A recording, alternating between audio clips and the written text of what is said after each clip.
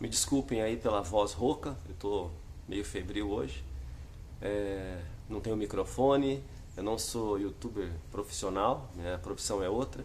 Eu estou fazendo esse vídeo só para realmente passar para vocês um pouco da minha experiência e poder ajudar de algum modo.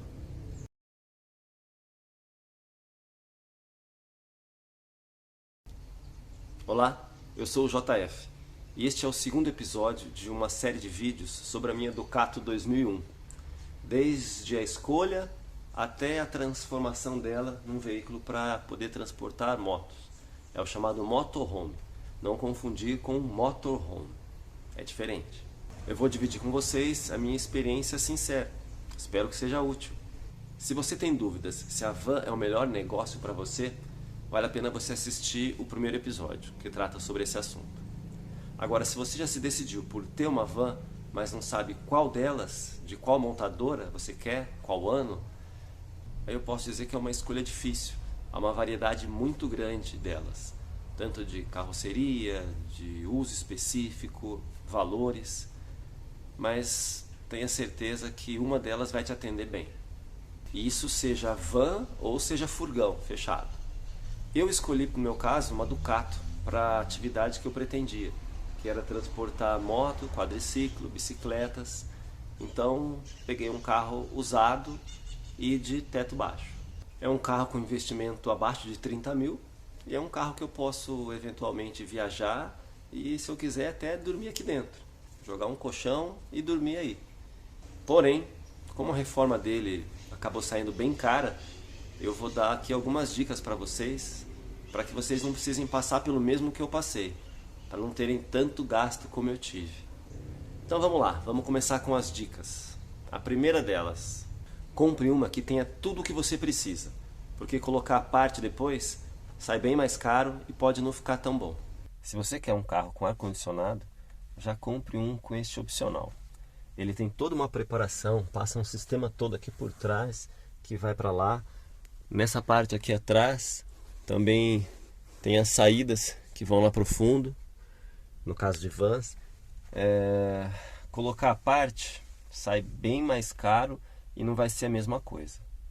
Não vai mesmo. Tem quem coloque até no alto e até ar-condicionado residencial no carro acaba sendo adaptado. Se puder comprar já com ele, melhor, né? Vidro elétrico e trava elétrica, mesma coisa. Se você puder comprar o carro já com esses opcionais, melhor também. A qualidade é outra, principalmente da trava elétrica. Para fechar, fecha o vidro, trava. Ó. Legal, agora vamos ver se destrava. Lá destravou. Aqui não. Nada é como o original. Nenhuma marca paralela se aproxima da original, e são poucas as pessoas que sabem trabalhar com vans. Estão acostumados com carros, mas não com vans, onde tudo é maior. Por exemplo, o kit de vidro elétrico vem com um fio pensado para um carro de 1,60 m de largura, não para um de 2 metros. O que fazem é alongar o fio, colocar uma extensão para que ele alcance as portas, mas nem sempre isso fica bom. Qualquer serviço na van é mais difícil. Por isso, quanto menos mexer, menos dor de cabeça terá. No episódio que aborda a dificuldade de serviços na área, vão entender bem o que eu digo. Segunda dica importante. Se você tiver dinheiro para investir, compre uma 0 km e cuida bem dela para não ter dor de cabeça. Você terá a garantia de fábrica e poderá comprar até na concessionária da marca, se livrando de ter que lidar com as pessoas particulares que só querem te enrolar a vender um carro ruim. Porém, se sua empresa ou sua condição não lhe permitir comprar uma Zero, uma Sprinter, uma Ducato Zero, na faixa aí de 170 a 280 mil reais, aí você vai precisar comprar um carro mais usadinho. Se já desistiu de Sprinter, Master e outras tantas, e se decidiu por Ducato, Boxer ou Jumper, mas ainda está na dúvida entre qual modelo pegar, qual ano, eu listo aqui algumas diferenças entre eles e uma ideia de preço de cada modelo. A Ducato chegou ao Brasil em 1998, importada da Itália, e em 99 já começou a ser produzida aqui. Usava o motor Iveco Sofin, que podia ser aspirado, de 89 cavalos, turbo com 103 cavalos e turbo intercooler de 122 cavalos. Dizem que a aspirada não presta. Não é uma boa compra porque é difícil conseguir peça. A turbo de 103 cavalos é a minha, de ano 2001. Eu acho fraco o motor. É um 2.8, mas não desenvolve muito. Vi alguns interculados à venda e os vendedores diziam que era bom para quem usava para transportar pessoas entre serras. O motor esquenta menos, pois o intercooler é um sistema de resfriamento, parece um radiador. Mantendo-o mais frio, permite maior potência. Algumas peças mudam do 2001 em diante, mas não no motor. Em 2006, o carro sofreu uma reestilização pequena. Mudou o farol, que aumentou de tamanho, mas continuou fraco. Aliás, é comum usarem lâmpadas novas, invocadas e caras, para melhorar um pouco a iluminação. Veja se a parte espelhada do farol não está ressecada. E a tampa também, vê se ela é de plástico ou se é de vidro. Essa é de vidro, é a original, é bem melhor. Era comum você encontrar carros com lâmpadas de 100 watts, 100, 110 watts. A original é de 55. É uma luz bem mais forte, porque esse farol é fraco, é bem fraco mesmo. As mais novas também têm farol fraco. O que utilizam é farol de milha, para tentar melhorar um pouquinho. E essas lâmpadas eram utilizadas porque elas eram mais fortes. Só que, por serem mais fortes, elas às vezes atrapalhavam o condutor que vinha do outro lado. Então foram proibidas. E outra coisa, como ela era muito além da capacidade do carro, para qual que o carro foi programado, isso ressecava toda a parte de fiação, inclusive a tampa e a parte espelhada. Então é uma coisa a se avaliar. Neste upgrade de 2006, houve um novo gerenciamento eletrônico do motor para entregar mais potência, chegando a 122 cavalos. Em 2009, houve nova mudança no motor, que deixou de ser o 2.8 para ser o 2.3 Multijet, mais moderno e econômico, e muito superior em desempenho. Dá velocidade máxima de 155 km por hora, enquanto os outros dão 120, 130 no máximo. É outro carro, mas também com outro valor de manutenção. Comprando um desse bem cuidado, ótimo, mas como são carros muito rodados, que passam facilmente de 600 mil quilômetros rodando, pode ser um risco pegar um ruim e arcar com as despesas de mecânica. Meu mecânico prefere este motor novo aos antigos, porque é mais moderno, mas a opinião dele também é suspeita, porque o valor da mão de obra é o mesmo para um ou para o outro.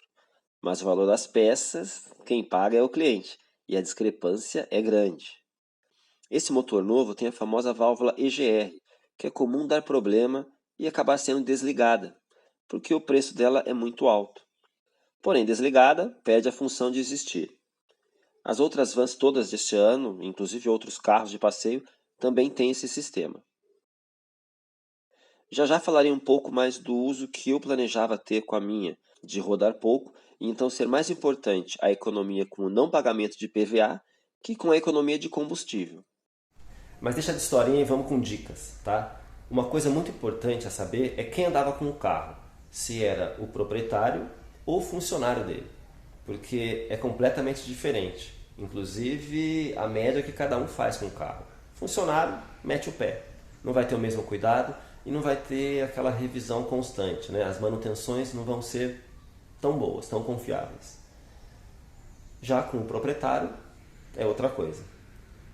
Para você ter carro para deixar na mão de funcionário, talvez compense pegar aqueles mais antigos, como esse, o farolzinho menor. Ou talvez aqueles 2006 até 2008. Acima disso, que já muda o motor multijet, é um motor mais caro. Então, para deixar na mão de funcionário, talvez saia mais cara a manutenção depois. Ou então você pegar zero, que aí é zero bala, não tem problema. Em 2016, a Ducato parou de ser produzida aqui e passou a vir do México com motor 2.3 de 130 cavalos. Passou por grande reestilização de acabamento e espaço interno. Atualmente, há os modelos chassi, cargo, TDI médio, TDI maxi cargo, multi, maxi multi e minibus. Principalmente a Maximult vem se destacando no setor comercial pela grande versatilidade de uso. Montam lojas móveis, sorveterias, pet shops, diversos ramos comerciais. Entre as antigas também há uma grande gama de modelos, dependendo dos opcionais. Mas basicamente em relação à carroceria, ela pode ser a cargo, que é a furgão, fechada sem vidros laterais e traseiro, e a van minibus, ou combinato, que é a envidraçada de 16 lugares. Pode ser de teto alto ou teto baixo, e de chassi longo, chamada de maxi, ou normal. Na verdade, o comprimento dela varia bastante entre os modelos todos. Vai de menos de 5 metros até a mais de 6 metros, e a altura de 2,15 até 2,50. Agora que você já tem uma ideia de qual modelo pode ser útil para você, acompanhe a busca que eu fiz e verá o estado dos carros que encontramos aí anunciados, e também os valores.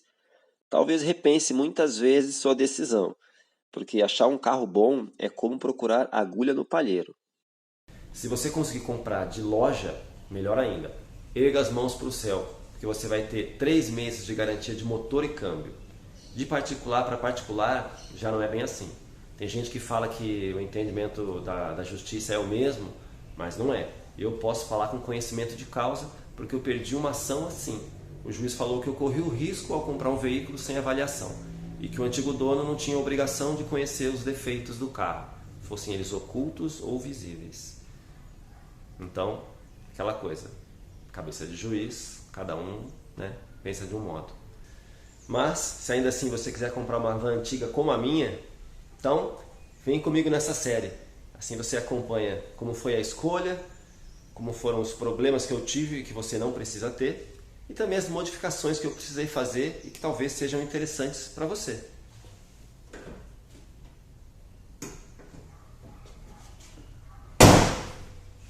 Eu já havia visto diversos tipos de vans: Sprinters, Besta, H100, Trafic, Master, cada uma com suas qualidades e defeitos. Posso dizer que todas as vans do estado de São Paulo e algumas de Minas foram vistas pela internet, e outras tantas pessoalmente. Em relação às Ducatos, posso dizer que tem bastante comércio, porque são as mais vendidas, mas em igual proporção estão as reclamações do veículo, principalmente as acima de 2011. Problemas crônicos do modelo e outros tantos pontuais. Era muito comum ouvir reclamações de que foi preciso fazer o motor com pouco mais de 300 mil quilômetros, quando deveria rodar 1 milhão. Muito difícil achar uma Ducato, ou Boxer, ou Citroën abaixo de 2010 com motor ainda original, pelo menos entre as anunciadas à venda. Talvez as boas ninguém troque. Usam até dar problema. E este era meu maior temor ao comprar um carro destes, ter que fazer o motor. Houve tantos relatos de que precisavam fazer o motor mesmo o carro estando revisado, que fiquei até despreocupado, para dizer a verdade. Vi que ter sucesso na compra seria questão de sorte mesmo, porque todo o trabalho de pesquisa sobre o carro, interrogando o dono, era em vão. Ninguém contava a verdade. Dizem que fazer um motor deste custa em torno de 15 mil reais, e que hoje talvez nem compense arrumá-lo. Compense mais é comprar um novo. Pensando assim, a parte mais importante a ser avaliada, então, seria o motor. Não podia estar ruim. Mas como saber disto sem ter um mecânico? O negócio foi consultar alguém da área e perguntar o que olhar no carro. Uma coisa que eu aprendi com o mecânico é para você, na hora que for ver um carro, ouvir o motor. Ver se ele está assim, ó, redondinho, sem bater. Outra coisa importante, uma dica importante. Depois que o carro já andou um pouco, porque ele já está um pouco quente, se ele sair fumaça aqui pela região do filtro de ar, é porque provavelmente o motor não está bom. Se não sair, a grande chance de o motor estar legal, tá?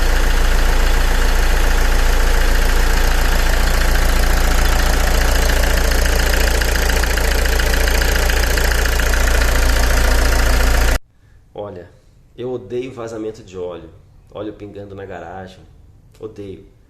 Mas eu vi que não tinha como escapar disso não. Todos os carros têm vazamento de óleo, carro a diesel. Dá uma olhada.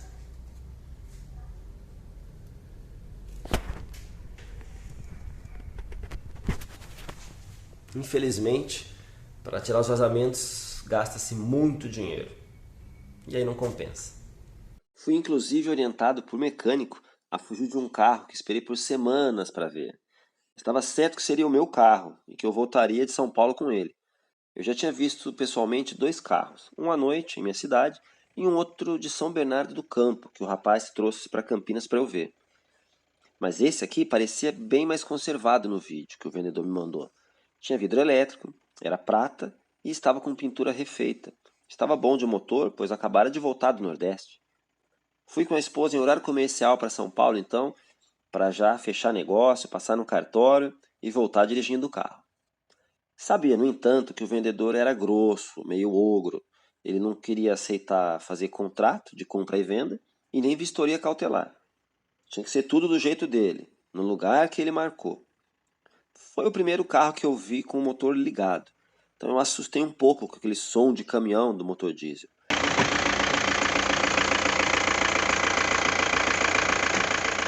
Parecia até estar redondinho, mas não tinha como eu saber. Eu nunca tinha ouvido outro motor assim.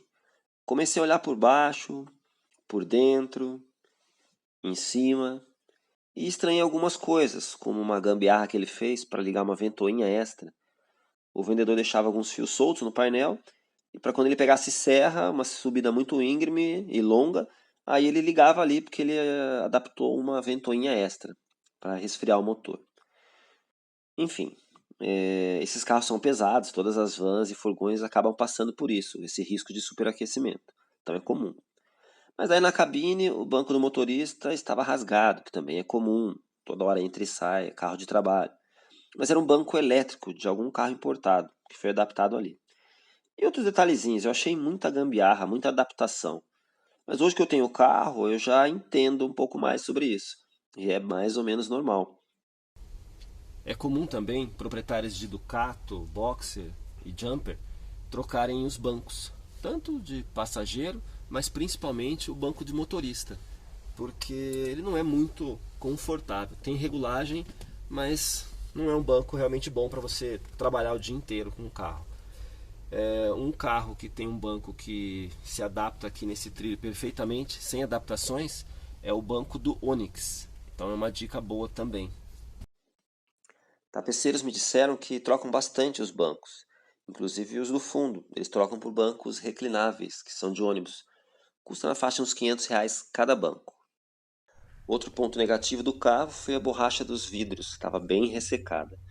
Eu imaginei logo que entraria água nos vidros em dias de chuva, e a intenção era usar carro em dias de chuva, né? Porque dias de sol eu iria de moto trabalhar. Mas realmente foi o motor que impediu a compra. Vazava óleo que até pingava no chão, e alguns coxins do motor não estavam bons. Muita sujeira e algumas gambiarras. Tirei foto e mandei pelo WhatsApp para dois mecânicos. Como o dono do carro não ofereceu para eu dar uma volta ali, dentro do estacionamento dele, que era grande, eu pedi licença, né, para almoçar e pensar um pouquinho mais. Nesse meio tempo, eu fui ver uma Ducato mais nova, na faixa de uns 50 mil, que estava anunciada como sendo impecável, né, e completa. Era de uma loja. Aí fui lá ver, olhei, tudo bem. Internamente estava bonita, mais conservada, tinha sido também van escolar, mas olhando por baixo, o motor tinha vazamento do mesmo jeito. E cadê o ar-condicionado? Eu falei, poxa, chamei o dono e falei, olha, não tem ar-condicionado esse carro. Eu vim de Campinas até aqui para ver o carro, porque no anúncio dizia que era completa. E não tem. Aí o rapaz, não tem? Nossa, eu pensei que tivesse. Quer dizer, então a gente lida até com isso. Você sai de longe e vai ver um carro e as informações não estão corretas. Mas serviu para eu ver que não adiantava pegar um carro bem mais caro e um pouco mais novo, porque todos sofrendo o mesmo mal, o vazamento de óleo. Bom, deixei o carro, daí dali fui almoçar. E durante o almoço recebi o retorno dos dois mecânicos, que me disseram para eu fugir daquele carro lá do vendedor ogro. Segui então para Carapicuíba, ver uma Master 2006 com 150 mil quilômetros, que era de uma empresa de engenharia, carro de R$ 42 mil. Eu havia feito contato no dia anterior e confirmei que eu poderia ir, né, fazer a visita lá. Ainda assim, A despeito de eu ter gostado do carro, eu não pude fechar negócio, porque a empresa não tinha um responsável que pudesse fazer esse serviço de cartório. Então era assim muito burocrático. E aí eu teria que voltar outro dia para lá. E era um lugar bem fora de mão. Então, mais uma vez, não deu certo a ideia de já voltar com o carro para casa. E eu queria muito isso. Queria para pôr um fim nessa busca desenfreada que eu fazia. A Master, ela tem um piso de madeira elevado, tanto essa como as mais novas e as de teto alto. Isso pode atrapalhar um pouco o transporte de cargas, porque a distância do chão ao teto fica menor. Até dá para remover isso tudo. Porém, o step que na Ducato fica embaixo do carro, no caso da Master, ele fica dentro, fica no porta-mala. Porque eu precisava, que era entrar com moto pela porta traseira, já não daria. E olha que a chave do carro veio comigo para casa. É, era só voltar lá e trazer a van, porque a chave eu já tinha. Talvez fosse até um sinal para eu ficar com esse carro. Aliás, o segundo sinal. Mas eu não quis. E depois comprei um carro 2001 que com o conserto saiu bem mais caro.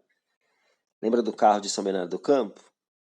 O vendedor precisava muito vender o carro. E era muito gente boa, pessoa trabalhadora, dava para ver. O carro dele tinha as iniciais dos nomes dele e da esposa, que tinham uma empresa. Coincidentemente, eram as iniciais do meu nome, o que me chamou a atenção no carro.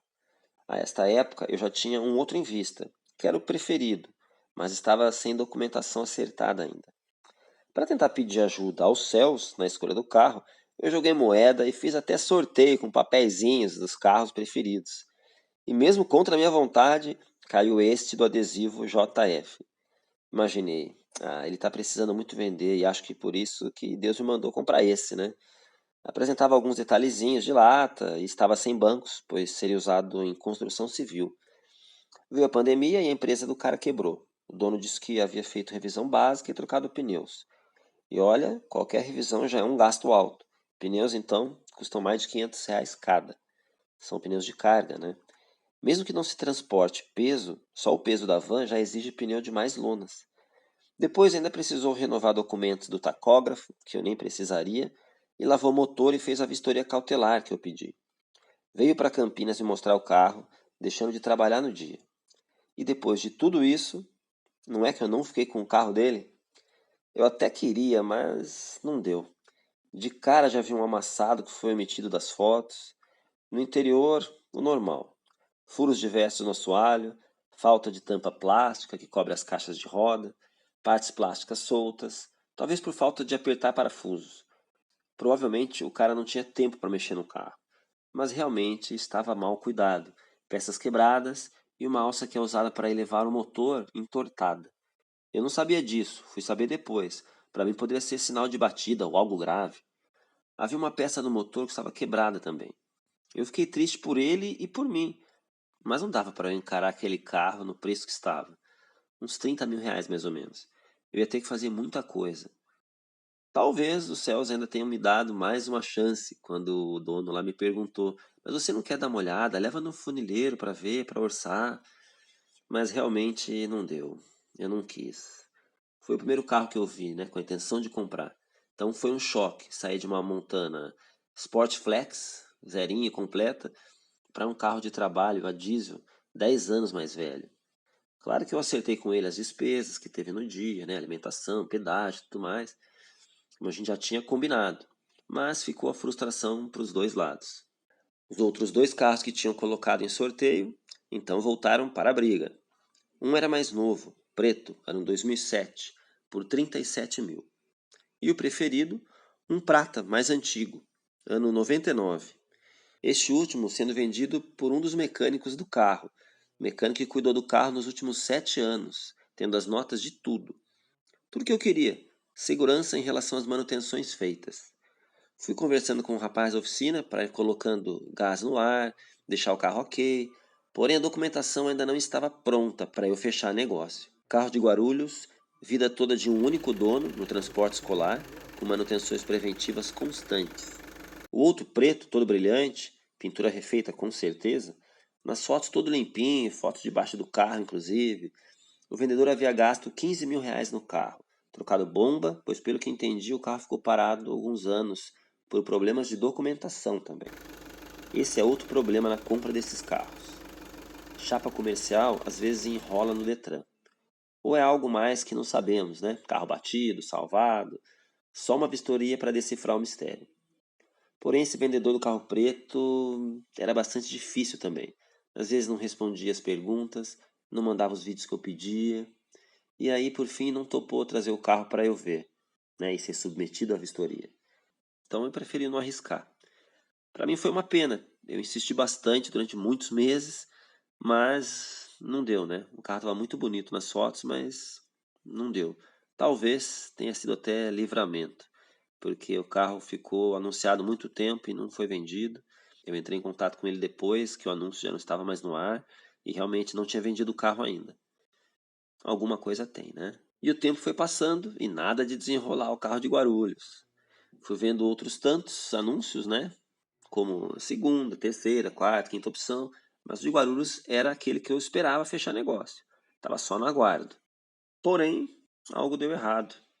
E o rapaz depois admitiu para mim que não conseguiu aceitar o documento do carro.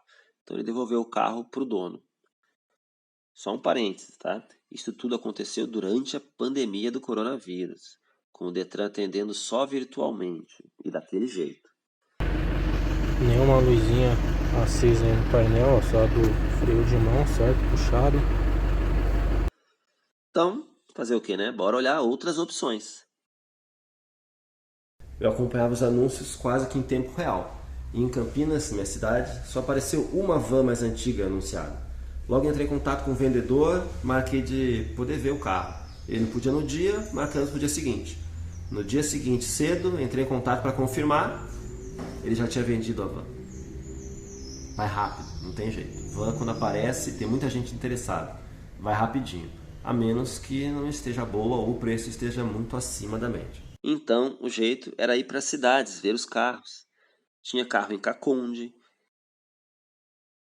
Itaquaquecetuba, Pindamonhangaba, Sorocaba, Praia Grande e muitos em São Paulo e Guarulhos.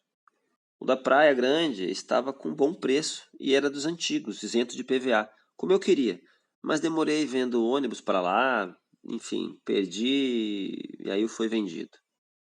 Aliás, nessa época eu pesquisava moto 4 cilindros para comprar também, e já estava certo de eu ir para Santos buscar uma. Pensei até em pegar a moto, colocar na van e voltar com os dois para casa. Mas não deu certo nem com um, nem com o outro. O cara da moto também não desenrolou a documentação, que estava em nome de terceiro, e aí não deu certo.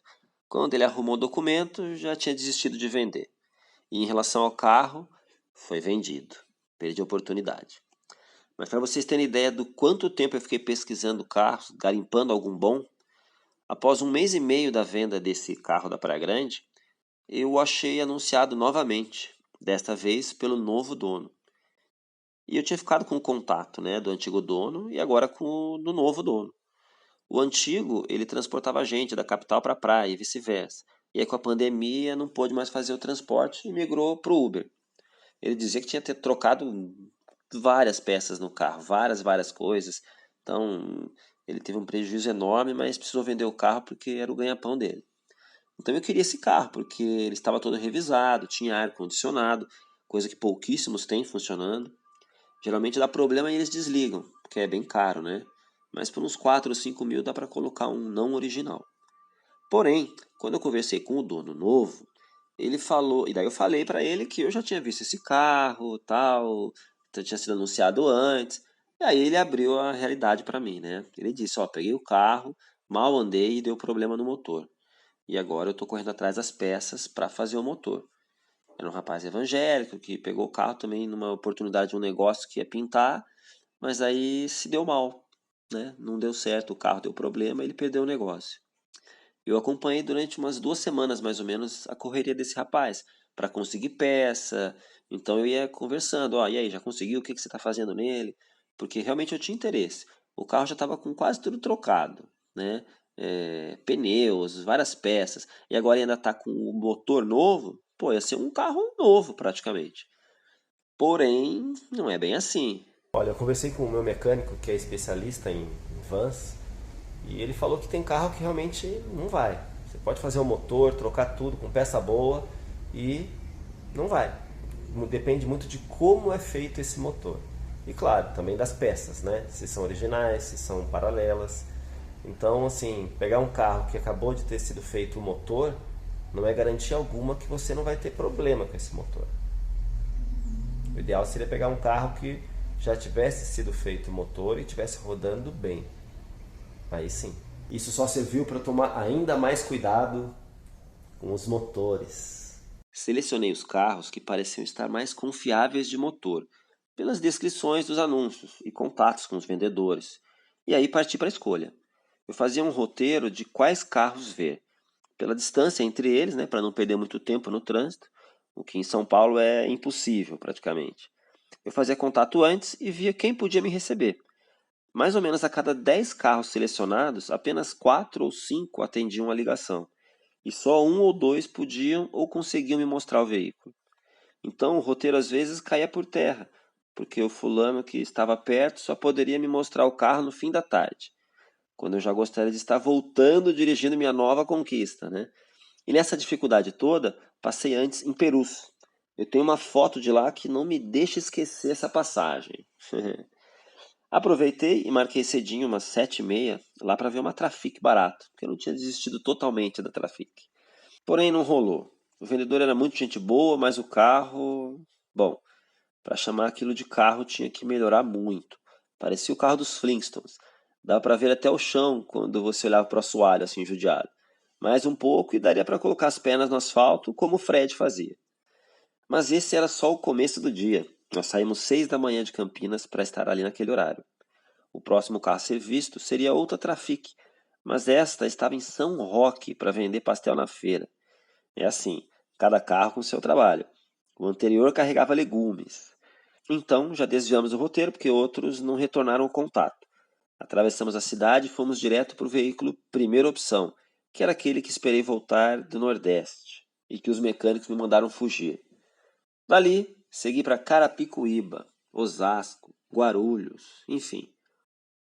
Na segunda vez que fui a São Paulo, desta vez sem perder trabalho, passei antes em Hortolândia para ver uma Ducato mais nova, de uma loja, só para ver como era e andar no carro, sentir. Sendo assim, outra Ducato em Caieiras, também nova, eu já cancelei a visita, porque já estava decidido a pegar uma 98 prata, por 21 mil, que surgiu anunciada e estava em Itapevi. A história da negociação com esse carro foi interessante. Eu a uso para dar dicas preciosas a vocês. Em hipótese alguma, compre um carro sem vê-lo pessoalmente. Eu só não me dei mal porque o vendedor não era sacana. Ele não aceitou que eu fizesse o depósito sem ver o carro. Se não... A história é assim. Eu queria muito uma Ducato preta ou cinza, porque das cores existentes à época, que são azul marinho, branco e preto, essa era a que menos mostraria a sujeira. Branco eu não queria de modo algum, tem muita cara de comercial, e eu usaria o carro como carro particular. Aí não deu certo com nenhuma das outras desta cor, e já não havia mais opções no estado de São Paulo, até que anunciaram esta em Itapevi, em uma loja, que me daria garantia e por valor até mais acessível que as demais. Claro, tinha muita coisa para fazer no carro. Entrei em contato com a loja e pedi mais fotos e vídeo explicando que era de Campinas, que precisava saber mais sobre o carro e tal. O vendedor da lojinha, animado com a possibilidade da venda, passou novas fotos e pediu para o dono conversar comigo, pois eu queria saber de algumas coisas que ele não sabia. O carro precisaria trocar os 4 pneus, não tinha como rodar com eles. O para-brisa precisava ser trocado também, faltava um retrovisor do lado esquerdo, tinha uma lanterna traseira quebrada, mas a aparência estava boa. No vídeo parecia bom, principalmente o interior, com bancos reclináveis de ônibus, já que o dono anterior o usava também para passeio. Foi um carro daquela linha com retrovisores e vidros elétricos que saiu na época, sempre com essa cor prata acinzentada. A maior parte dos demais, os brancos, eram pé de boi, só com direção hidráulica. Porém, o dono da loja não respondia sempre minhas mensagens e dava a impressão de não querer vender para mim. Percebeu que estava ansioso pelo carro, que queria um carro para uso e tal. Eu fiz uma proposta dele arrumar essas coisinhas para mim, trocar correia dentada e óleo, para eu poder ir ver o carro e já fazer negócio. Seria no valor anunciado por eles e, claro, eu exigiria a garantia de 3 meses. Com loja, a negociação é outra. Porém, este lojista trabalhava diferente. Anunciava um valor mais alto, como se o carro estivesse bom, e depois negociava com o comprador abaixando o valor para levá-lo no estado, ou pegando o dinheiro da entrada para arrumar os detalhes. Para mim, ele pediu praticamente metade do valor do veículo para arrumar os detalhes, e daí deixar o carro apto para vir rodando. Porém, eu não tinha garantia alguma de que o carro não tinha problemas de documentação ou estrutura. Complicado pagar isso tudo e depois ficar preso a um mico. Pedi que fizesse a vistoria cautelar para eu ter segurança no negócio, mas ela só poderia ser feita depois deles regularizarem o veículo. E aí ficávamos nesse impasse. E para piorar, quando eu mandei a minuta do contrato para eles, eles não se comprometeram em assinar, dizendo que na hora o administrativo da loja faria um. Aí me passaram um endereço e nome de loja que não condizia com o real. Eu procurava no Google Maps e não batia. Isso me preocupou, porque para ter garantia preciso de um nome real de loja, uma empresa que exista, né? Aí eu perguntava para o vendedor e ele não sabia que endereço era aquele. O dono não me respondia. Por um momento pensei em fazer um depósito do valor do carro para eles, para me enviarem o carro num guincho. Tamanha era a pressa que eu estava de pegar o carro e não perder a oportunidade, não perder o negócio. Se eu tivesse feito isso, teria comprado uma sucata pintadinha. O dono que não topou porque viu que eu estava esperto com dados da empresa, dele, né? Queria saber detalhes, garantia. Então partiu dele não querer fazer negócio comigo. Ele exigiu que eu fosse lá ver o carro. Eles pagaram as dívidas de documentação e mandaram lavar o carro. Tentei ir de ônibus, mas simplesmente não tenho como ir da minha cidade para lá. Ônibus só indo de Osasco para lá e trocar de terminal, pegando um outro ônibus para um destino, porém tudo em horário noturno, sem chance. Nem do terminal Tietê tem ônibus, só do terminal Barra Funda, mas aí na época o metrô estava em greve. Então o jeito foi pegar a esposa e a filha numa sexta-feira à tarde e ir para lá, já para ver e fechar negócio. Eu ia tentar que me enviassem o carro depois de pronto. Eu pagava, acertava tudo e depois recebia o carro, para não ter que voltar lá mais uma vez. Fui cheio de expectativa e com contratos prontos embaixo do braço. Mas foi um desastre. Tinha bancos bons, painel inteiro, mas como era carro que também fazia o circuito capital Baixada Santista, sofria muito com a maresia e tinha muitos pontos de ferrugem no interior. Lata bem comprometida mesmo, apesar do banho de pintura que ele recebeu em algum momento. Esses detalhes não vemos em um vídeo e nem em fotos, só pessoalmente e com o carro limpo. Carro é bom sempre ver limpo. Já o motor, nem sempre. Motor limpo dá uma boa impressão, mas mascara um pouco os vazamentos. Este carro, eu já sabia que tinha um vazamento na parte de cima do motor, que eles iriam arrumar na negociação, mas aí com a lavagem do motor, ficou todo lambuzado. O próprio dono da loja falou que não gostou da lavagem, disse que nem ele conseguia saber por onde vazava a óleo. Mas eu consegui, analisando o carro mais detalhadamente, consegui ver gambiarras, um arame segurando peça, suspensão comprometida. Eu fui só imaginando tudo que eu poderia ter de surpresas nesse carro. O volante havia sido trocado, mas eu não pude testar, porque quando eu pedi para dar uma volta, o dono me lembrou que os pneus não permitiam, estavam todos ressecados e murchos. Eu havia pedido para eles trocarem os pneus, piscas, tudo mais, e porque isso seria interessante para qualquer pessoa que fosse ver o carro. A pessoa tem que ver o carro inteiro, né? Apto para andar. Mas nada disso foi feito, além da lavagem. Então era um sinal claro de que não queriam me vender o carro. Ele quis, na verdade, fugir da bucha que seria vender um carro para quem exigia as garantias que eu exigia. Aí desisti mais uma vez, com dor no coração. Afinal, era a última chance de eu ter um carro cinza caindo por terra. Mas eu não desisti de comprar um carro naquele dia. Eu estava decidido. Peguei a listinha de opções para ver para onde eu iria. Em Jandira, ali perto, tinha uma branca por 40 mil, 2009. Mas nem fui ver, nem lembro se tentei ligar para ver. Não estava disposto a pagar esse valor num carro branco, que não seria como eu queria. E se é para ser branco, que então seja barato.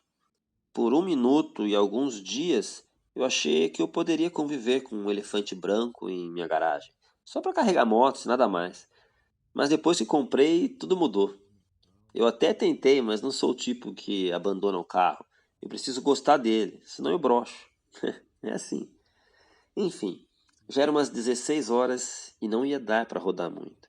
Tentei fazer os contatos e quando peguei o celular, percebi que o vendedor daquela cinza acabara de chegar na loja e perceber que eu tinha declinado do negócio. Deve ter conversado com o dono e fizeram aquela proposta que fazem usualmente, de vender o carro como está, sem garantias, por uns 18 mil reais. Eu nem titubeei, aliás, nem respondi, não dava mesmo.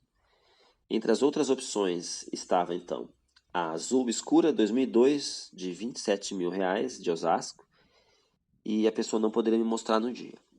A outra branca ali perto, em Embu das Artes, estava por 30 mil reais e uma moça que fazia transporte escolar, ela me atendeu, mas falou, poxa, você não combinou antes, assim em cima da hora fica difícil. Ela estava em uma empresa carregando o veículo, porque com a pandemia ela parou de fazer transporte escolar e passou a fazer transporte de carga. Tinha também uma branca 2002 em Jacareí, por 25 mil. Outra em Caconde, por 22. Em Poços de Caldas, por 26,5. E uma azul clara em Itaquaquecetuba, cujo vendedor também não podia. Enfim, tudo muito longe e incerto. A que parecia ser mais conservada era uma branca em São Paulo, a 38 quilômetros dali. Era uma 2001 com lata aparentemente boa, mas com interior com bancos com capas feias de curvim, preto e rasgados. Na conversa telefônica dias antes, o vendedor disse que era só a capa, e talvez não imaginasse mesmo que pudesse ser o banco todo, pois pareceu ser bem distraído. Um vendedor assim, diferenciado, muito educado e atencioso. Não é do ramo de transporte. Ele usava o carro nos últimos 5 anos só para transportar peças de decoração infantil aos finais de semana. Podia ser pouco rodado. Os bancos eu ia tirar mesmo e já não tinha muita opção. Logo iria escurecer. Fiz o contato com ele e, apesar de não estar combinado eu ir lá, ele aceitou me receber em sua casa, onde o carro estava parado há 1 ano. Com a pandemia, o negócio dele parou e o carro ficou inutilizado. Com o trânsito e os desvios todos existentes, só consegui chegar lá perto das 18 horas. E era pertinho de onde eu tinha comprado a moto 1 semana antes. Se carro branco fosse uma opção naquela época, eu já podia ter aproveitado a viagem e ter trazido a moto dentro da van. Mas não era, e mesmo a moto acho que fechei negócio para não perder o dia.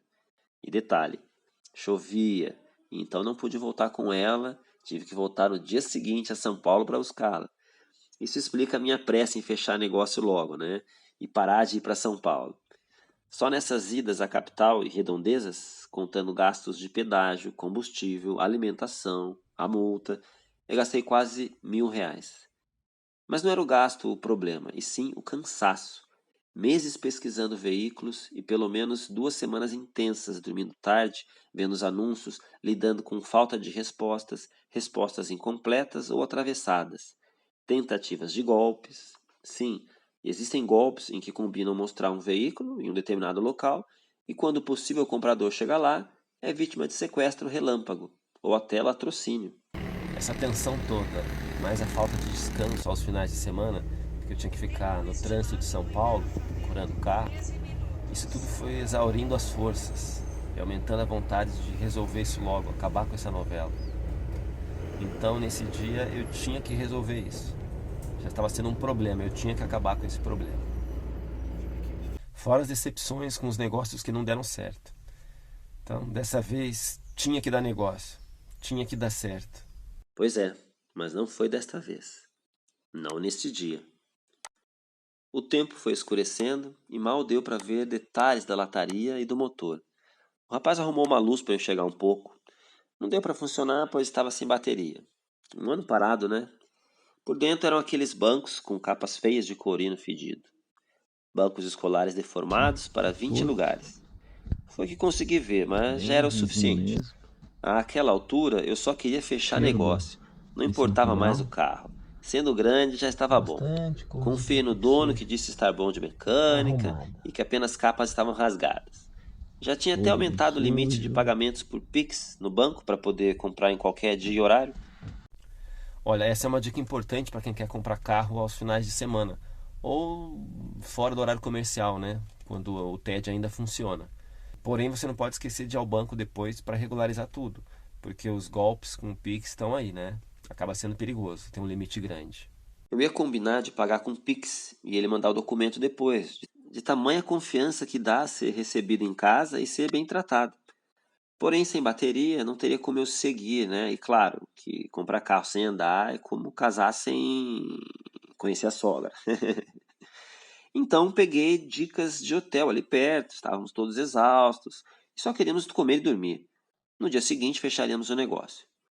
Porém, minha esposa não quis e tivemos que voltar para casa. Chegamos umas 10 da noite em Campinas. Só no dia seguinte, cedinho, conseguimos rodar no carro, fazer vistorias e cartório. E, finalmente, trazer uma van para casa.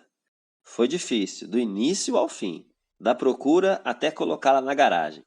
Uma saga sair de São Paulo com chuva, sem freio de mão, sem funcionamento de ar e sem limpador de para-brisa praticamente. E sem saber se funcionava o marcador do tanque de combustível. Era um risco parar no meio do caminho. Mas chegamos bem. As surpresas vieram depois, mas estão no próximo episódio. Bora assistir lá, pois ali com um carro meu, dentro de casa, aí deu para mostrar com propriedade as dicas de por que olhar bem para a tapeçaria, para a lata, para as portas e os ruídos. E não só motor, lata e pneus. Ali mostra o valor que se gasta se pegar um carro ruim e também aonde adquirir peças. Mas antes de verem tudo isso, eu preciso fazer um alerta. Qualquer carro que se compre, é preciso fazer uma vistoria cautelar prévia. Mesmo os carros mais velhos, quase sucatas, se não houver tempo hábil para fazer presencial, onde eles avaliam vidros, estrutura, longarina e tudo mais, façam pelo menos uma análise documental para ver se não tem passagem por leilão, se não tem sinistros. No caso de empresas, né, tem vans que eram de empresas que podem estar arroladas em processos judiciais de dissolução, enfim. Então é muito importante fazer esse exame documental para não ter surpresas desagradáveis depois. Todo cuidado é pouco e não custa muito. É isso. Espero vocês no próximo episódio.